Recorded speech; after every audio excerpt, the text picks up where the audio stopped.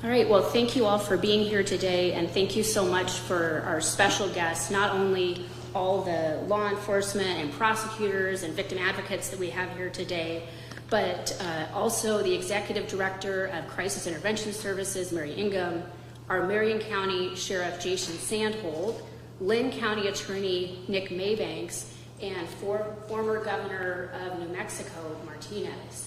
You know, as a mom and a prosecutor, I know how important it is to protect victims and to hold criminals accountable. And that's one of the main reasons that I ran for Attorney General and why we established our cold case unit.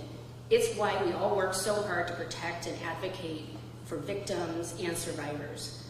But we're not done. There's still good work to do. So today, I am announcing legislative proposals to catch violent criminals and bring them to justice, to help victims of crime. We want Iowa to be a place where crime victims are prioritized, law enforcement and prosecutors are respected, and courts, judges, and Iowans are safe. And that's exactly what our 2026 legislative priorities today represent: justice for victims. I'm calling on Iowa to adopt a law known as Katie's Law. We are proposing that Iowa collect DNA from criminal defendants arrested for a felony or aggravated misdemeanor. No family should have to wait years for answers about what happened to their loved one. And no criminal should ever get away with murder, rape, or any other violent crime. We need to give law enforcement the tools they need to investigate and to bring violent criminals to justice. Over 30 other states already have Katie's Law. I think Iowa should too. These states have proven that Katie's Law works. In direct witness to that fact, I have with me today former New Mexico Governor Susana Martinez, and she was the attorney who prosecuted and convicted Katie's killer. And as governor, she signed the Katie's Law expansion into law in 2011. Katie's Law is about Katie Sepich, and the governor is going to tell us about that case and what that means. But Katie was brutally murdered in New Mexico in 2003. And even though there was DNA from under her fingernails that was entered into CODIS, and less than 3 months after Katie's murder, the actual murderer was arrested for a different crime when he broke into an apartment of some young women, and they locked themselves in the bathroom to call 911 and get help to get away from him. He was released on bond, escaped, and he wasn't apprehended until later. And he was apprehended and finally sentenced to 9 years in prison for that. But it took 3 years to solve Katie's murder. His DNA was taken when he went to prison, but not at the time that he was arrested. And once that DNA was taken, it provided a partial match to Katie's killer, one that was the boost for investigators that they needed to connect the evidence and eventually arrest and convict him of Katie's violent murder. It took over 3 years to bring that murderer to justice. No family should have to wait that long. And our bill that we are proposing creates a safe and powerful tool that allows our law enforcement and our cold case unit to identify suspects, solve crimes, and then prevent repeat offenses. We want to bring these proven positive results to Iowa so that violent criminals are held accountable and families are finally given answers.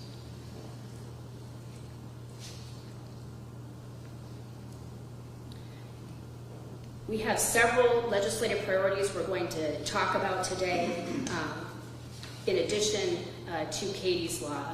But the second one that I want to talk about is something that we have been working about for a long time and has been part of an effort that has come about as I've listened to prosecutors, law enforcement, and victim advocacy organizations all over Iowa when we go and have victim services roundtables, some things that we can do. And when I took office, I made a commitment to continue to protect crime victims, just like I did as county attorney. We see how crime victims and survivors are often treated by the criminal justice system, and when we see those ways that we can make it better or where they need help, we take that action. So this second set of proposals are some ways that we can improve protection for crime victims here in Iowa. And the Victim Protection Bill speaks loud and clear to victims, and it lets them know you deserve better, we hear you, and we are here to protect your rights. We don't take lightly the pain that victims endure, and we will take meaningful action to make sure that victims are safe and that their voices are heard. And here are just a few of the improvements that we are going to make. Victim advocates came to me with this issue. Victim advocates should be able to share information with law enforcement if there's an imminent risk of serious harm to a victim or to someone else. But under Iowa law, the way it reads now, they have to keep that information confidential because, as we know, victim advocates keep important confidentiality of their conversations with victims, and that's a good thing, unless it would lead to violence or serious imminent threats. So here we propose a change to Iowa law that would allow a victim counselor to tell law enforcement if there is an imminent serious threat, either to that victim or to an innocent third party. For example, if a victim would tell their counselor that their boyfriend, criminal defendant, has threatened to kill his mother, the victim counselor then could give that tip to law enforcement and they could take that from there to save lives. That is something that came up as we were talking to victim advocates around the state in their professional duties. We want to make sure that we are keeping victims safe and keeping our community safe. Our law also proposes that a victim of a sex crime, a crime like rape or child molestation, that they can get a lifetime no contact order so they don't have to keep on going to court to extend a no contact order. This was something that came up as a prosecutor when I would find a child who had been a victim of a child molester. Sometimes they didn't realize that they needed to go to court to extend the no contact order. And I had one particularly troubling case that I will never forget where a person who is now a woman with children of her own ran in to the person who sexually assaulted her as a child in a grocery store and didn't realize the no contact order didn't exist anymore because she didn't realize she had to extend it. So here, this would allow children and adults to ask the court for a lifetime no contact order so the burden is not on the victim's shoulders. We also shortened the registration period for sex offenders from 5 days to 3 days if they change where they live, work, or what they drive. And then we make it clear that convicted criminals have to reimburse the Crime Victim Compensation Fund to pay for the cost of their crimes when the fund pays. We know here in Iowa that victims have an ally in the Attorney General's office and with our law enforcement and prosecutors, and these are some examples of some protections in that law. You know, and I just deeply appreciate what the legislature did last year with passing our law to strongly increase the penalties for anyone who would assault a law enforcement or first responder. That was an important first step, and those are the people that keep us safe, and they deserve our respect and the protection of our laws. But we've also seen something else that we are going to propose this year, and this is our third legislative proposal. We have seen nationally an uptick in violence against judges. That includes assaults and threats. We want judges and anyone who works in the judicial system to be safe. We want our courts to be safe. In fact, just this last month in Lyon County, the county courthouse was vandalized and burglarized, including the judges' chambers. In 2024, we had a Blackhawk County judge who was threatened and stalked And just yesterday, the Arizona Supreme Court was evacuated after a package tested positive for explosives. And as a prosecutor, I know that judges are sometimes threatened, and we are seeing those things increasing. So I am proposing legislation that will protect judges by increasing the penalties for threats against judicial officers or their family members, making that a 10-year felony. Under state law right now, the charge available for those threats is typically harassment, and that's just a misdemeanor. I also propose an additional crime to make it clear that if someone doxes a judge or their family, that is prosecuted under Iowa law. And then finally, we allow a provision that would allow judicial officers, that means judges, and also attorney general prosecutors to decide whether they want to get a professional carry permit to protect themselves by being able to carry a firearm, just like county attorneys do currently under Iowa law. So this proposal is about keeping judges in our courts safe. And then our final proposal of the four is also with an overall goal of protecting victims and witnesses. This is a proposal we have introduced to stop abusive subpoenas in criminal cases. For example, here in Iowa, we've had defense attorneys get personal and work cell phones from, for example, 3 16-year-old victims, parents of victims, law enforcement officers, even personal cell phones that were unrelated to the case or the facts of the case. Some have served abusive subpoenas to get the cell phone records from the wife of a county attorney or the wife of a law enforcement member who was entirely unrelated to the criminal case, just for purposes of harassing that office and trying to get the case stopped, even when they played no role in the case. And so what we want is for the judge to decide whether a subpoena should be issued based on a standard that balances the importance of making sure that defendants would have information about their case, as well as making sure that innocent people's rights are protected. And so our language will remove the abusive tactics that don't help defendants, they don't seek justice, but they are used to harass victims, witnesses, and law enforcement. So basically we have the judge make that decision about whether it's in the interest of justice. So this is our agenda to help protect victims, to work with law enforcement, and I'm really glad to get to introduce our speakers today at our Justice for Victims press conference. They've come from near and far to support victims. This is some work they do every single day. So we're going to have each of them speak, and then at the end, we will take questions just on this subject matter at the conclusion of this press conference. And so I want to start with the person who traveled the absolute farthest, Governor Martinez. And I just want to thank Governor Martinez for being here today.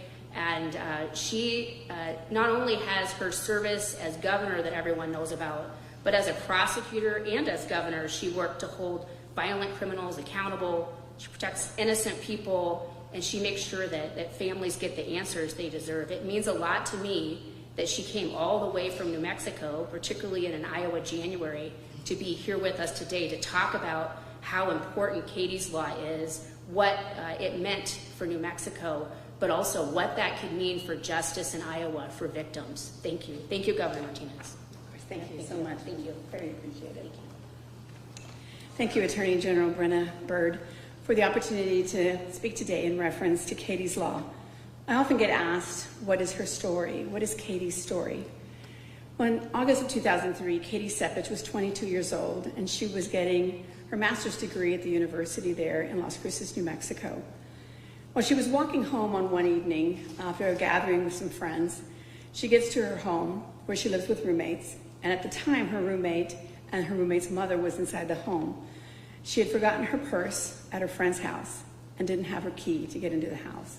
So she goes to the side of the home, it still faces the front of the house, and she starts to shimmy the window a little bit to try to get in, something she's done before when she's forgotten her keys. It was nighttime, and a car goes by, passes by in a truck. It was a truck, goes around and comes by again. Katie was kidnapped, she was raped, she was murdered, She was taken to a dump site with flammable fluid poured on her body, and she was put on fire. A day later, her body was discovered. She had not reached out to her mom like she usually did every day. We did not know who the killer was. DNA samples were taken from many individuals. There was no match. There was nothing. Even the DNA that was found under her fingernails was run against the national database for DNA, and nothing. There was no match. But it proved that Katie was a fighter because we found that DNA.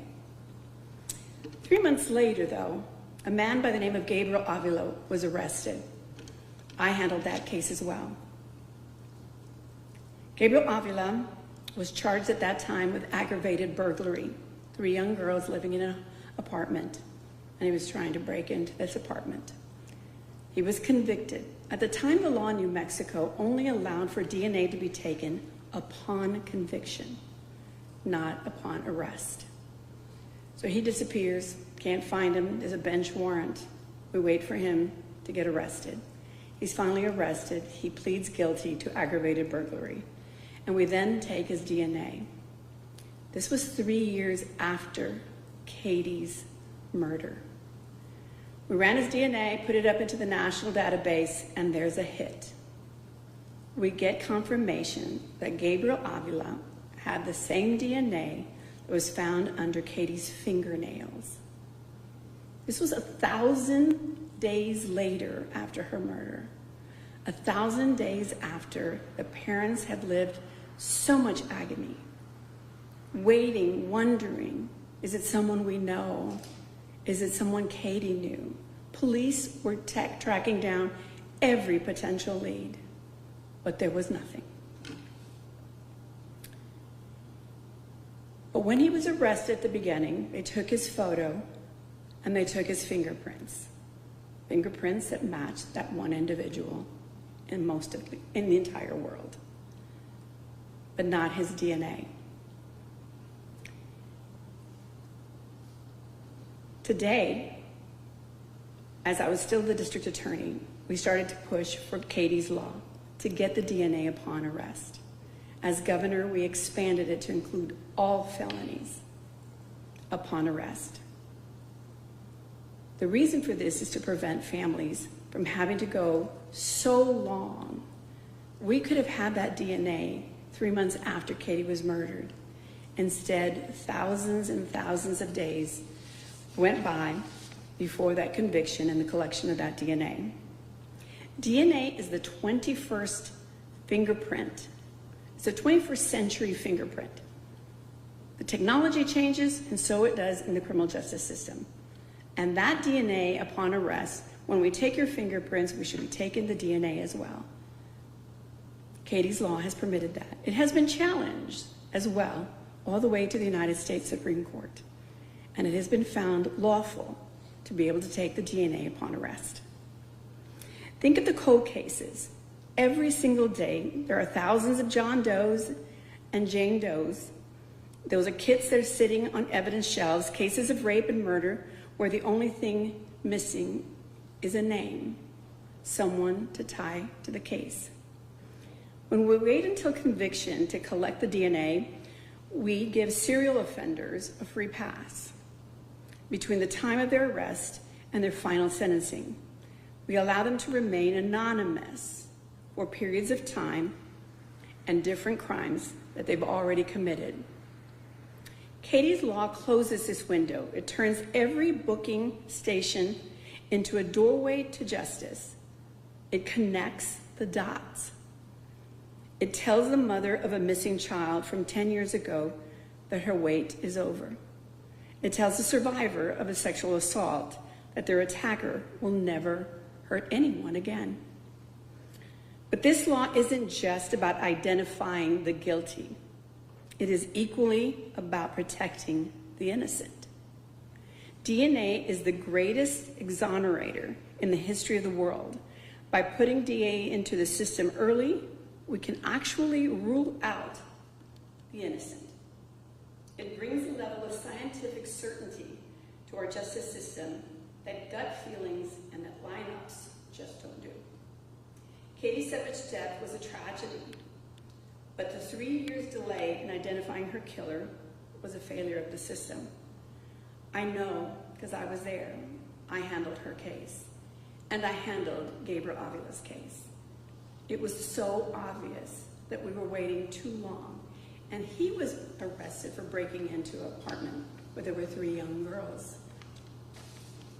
Luckily, they dialed 911 fast enough for police to arrive and to stop him. We have the technology today, and we have the legal precedents. We cannot bring Katie back, and I know that, and so does her family. But through Katie's law, we can ensure that no other family has to wait 1,000 days to find out who killed their beautiful daughter, who had many dreams. And I'll always remember what Katie's mom, her name is Jayanne, her mom told me that she had a conversation with her daughter just days before when they were talking about her college and what she wanted to do when she graduated with her master's degree. And she said, "Mom, I just want to change the world." Well, she has, through Katie's law. And it's through Katie's law, and more than 2/3 of the states in the United States and other countries in the world have passed this law and are confident that when they are arresting the right person, that they can take it to court and bring justice to the voiceless. Thank you. Wow, thank you, Governor, for that, and that just tells us what Katie's law can mean for Iowa and for the whole country, so thank you. It's powerful. I'd like to introduce our next speaker. Our next speaker is going to be the Marion County Sheriff, Jason Sandholt, who was formerly head of the sheriffs and deputies. Iowa has some great sheriffs and deputies, and it's an honor to work alongside them every single day, and I appreciate the chance to hear from Sheriff Sandholt. Thank you. Thanks. I just wanted to take a quick minute. You kind of heard 2 main themes here in regards to the legislative priorities: protecting victim rights and giving us the tools as law enforcement to convict the criminals. I can't express how important that is to law enforcement. The chiefs, the sheriffs, the different people. Last year, obviously, we had legislation to protect first responders, whether it be ambulance people, correctional officers, jailers. It got passed, and it's been a great thing. This year, the focus is victims. And I don't think a lot of people realize how hard it is for victims to stand up and make accusations against their accusers. These laws will protect them. These laws will help them. Katie's law will give us the tools to convict those criminals that need to be held accountable. So thank you to Attorney General Bird and her staff for introducing these, and I'm proud to stand up here with her. Thank you, Sheriff. Appreciate that.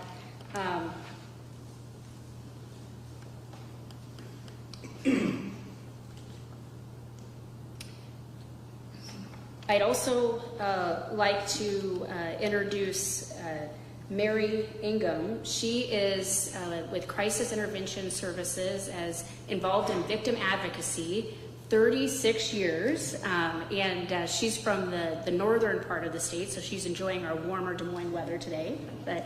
But Mary, if you could come up and say a few words. Thank you.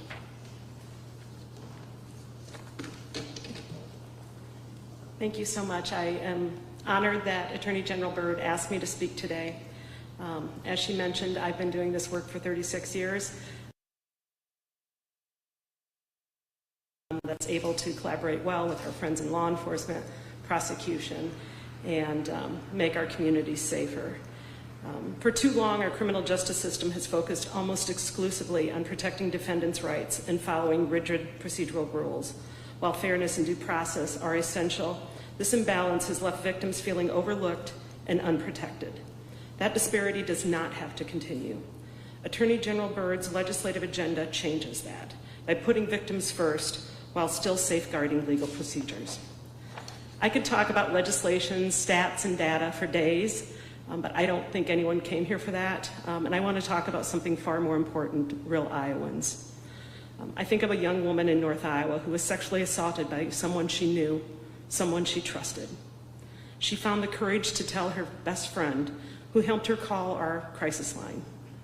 We met with her, we walked with her to the local emergency room, local law enforcement responded, and sexual assault evidence collection kit was performed. After receiving the result of the sexual assault exam kit, law enforcement made an arrest. Her attacker was eventually convicted. Most people think that's where the story ends, but the reality is that is just one of many steps in her healing journey. She lived in constant fear that her attacker would return. The no contact order gave her some peace, but expired in 5 years. She had to relive that trauma of that assault every 5 years to go back into a courtroom and ask a judge to renew a no contact order against a man who raped her. She had to relive that trauma every 5 years. She had to put that on her calendar every 5 years just for peace of mind. Our staff was by her side every step of the way, providing ongoing assistance not only to her, but her parents and her friends. Our support never ends. Her story is not unique. Victims across Iowa face these same challenges every day. They deserve better. They deserve laws that protect them for as long as they need, not just a few years. Attorney General Bird's proposed legislation delivers that protection. It allows victims and prosecutors to seek no contact order extensions against convicted sex offenders for as long as needed, even for a victim's lifetime. She requires asking for increased registration for sex offenders, so they would have to report when they move or change vehicles or change jobs every 3 days instead of every 5 days, closing dangerous gaps in monitoring. This is about fairness, this is about balance, and it's about time. For decades, defendants have had pages of rights guaranteed by law. Victims deserve the same commitment. For too long, victims have been an afterthought in our criminal justice system. This legislation changes that by putting their safety and dignity first, while still protecting legal procedures. It's time Iowa leads the way in victim protection. Attorney General Bird has led the charge against emerging threats, and she continues to lead the charge in protecting victims throughout Iowa. Iowa families deserve safer streets, secure communities, and transparent government backed by the rule of law.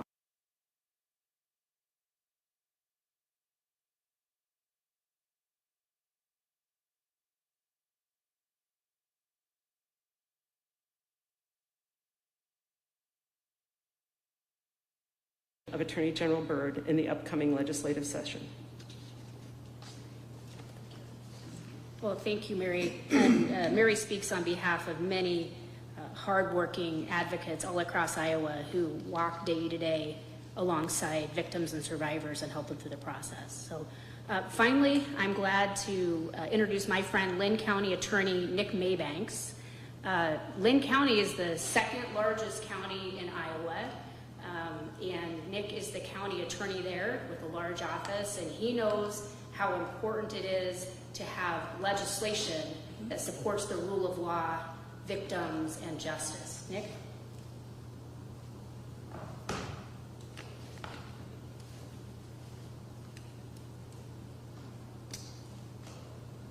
Thanks, Brenna. My name is Nick Maybanks, and I'm the Lynn County attorney. I've been a prosecutor for over 25 years. And through those 25 years, I've had the honor and the privilege to fight for victims of crime, including crimes of sexual abuse, children victims, and families who've lost their loved ones to homicide for my entire career. Unfortunately, in my 25 years, I've also witnessed how our criminal justice system fails to protect victims and even re-victimizes them.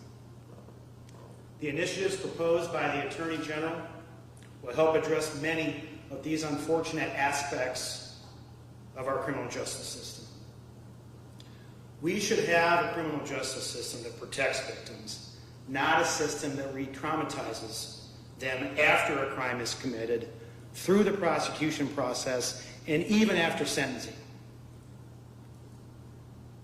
Victims should be able to come forward comfortably and confidentially at times, without fear of re-victimization by a system that is supposed to protect them.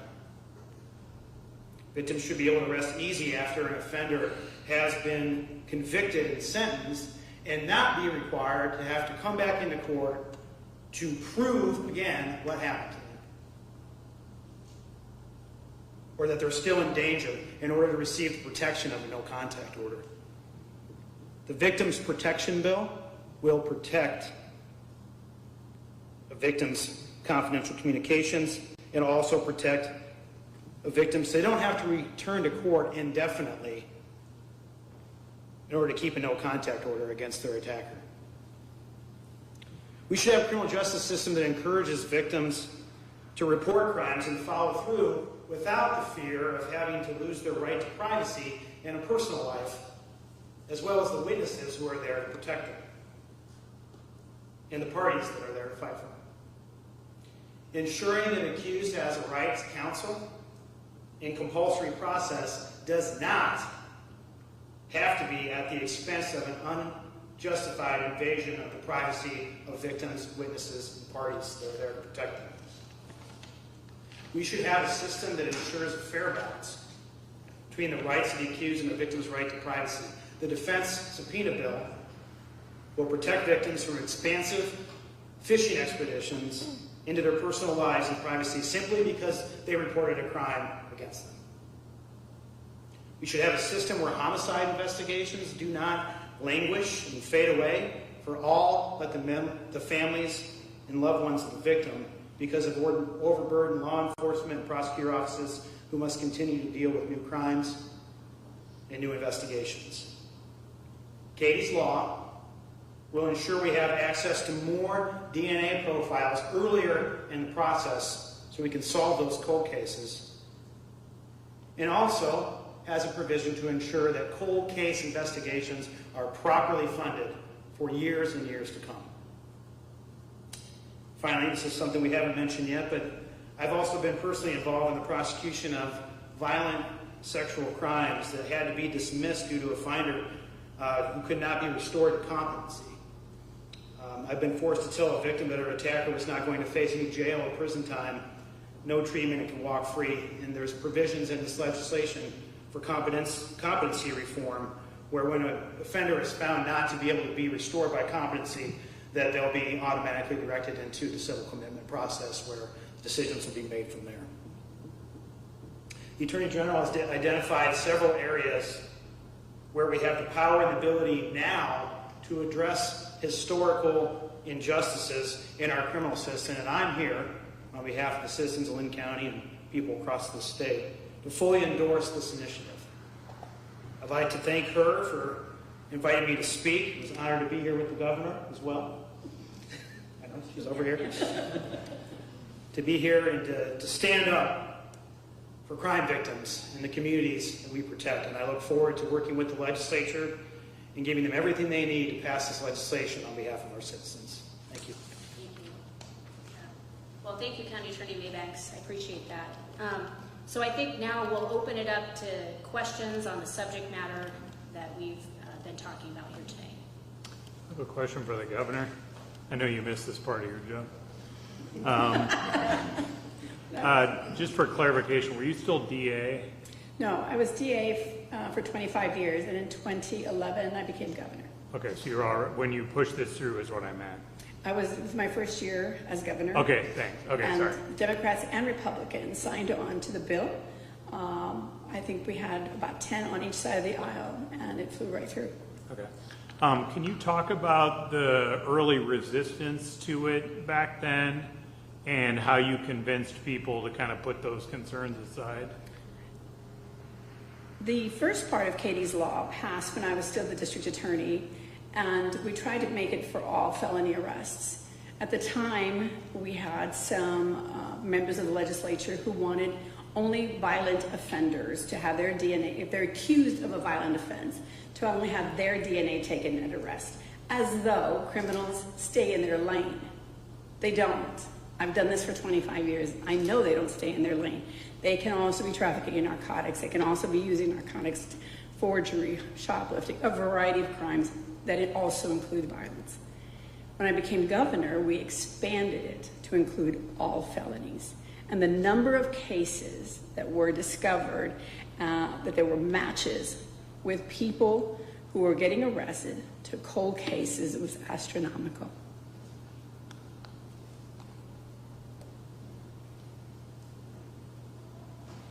Can you just explain the current policy for DNA collection in Iowa? Is it all felony convictions, or when does that typically happen? So currently in Iowa, DNA is collected upon conviction for aggravated misdemeanors and felonies. Every state defines felonies differently. As you know, in Iowa, an aggravated misdemeanor is up to 2 years in prison. So in many states, that would be considered a felony. But currently, under Iowa law, it is only collected at the time of conviction, not like the over 30 states that have adopted Katie's law, where it's also collected at the time of arrest for anyone arrested for an aggravated misdemeanor or a felony.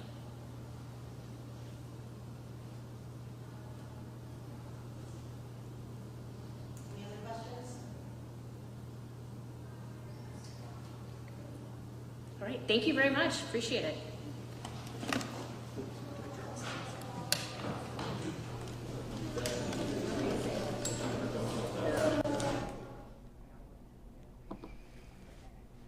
Good afternoon. Thank you so much for joining us here in the streaming studio. My name is Becky Phelps, and if you tuned in a little bit later, we have been listening to Iowa Attorney General Brenna Bird discuss her priorities for the 2026 legislative session, which starts in just a few days. They're about to get back into the State House. And so we're hearing from a lot of different parties. Yesterday we heard from the Iowa Democrats in the House about their plan for property tax reform. Today, Brenna Bird shared some of her priorities. So if you missed any part of the beginning of that live stream, our Des Moines Bureau has been working on that. We heard from Brenna Bird talking about some of her priorities. That includes enforcing Katie's law here in Iowa. That's a law that started back in New Mexico, and now more than 30 states have something similar. And the law would allow for Iowa to take DNA from people arrested for certain felony crimes. The idea is to give law enforcement the tools earlier to start investigating crimes and to collect evidence and also investigate other crimes as well. They also discussed some different proposals hoping to improve protection for crime victims. For example, victim advocates, they want to make it able for them to share information with law enforcement if they hear from a victim that there's any risk of imminent harm. And they also want victims of sex crimes to be able to get lifetime no contact orders.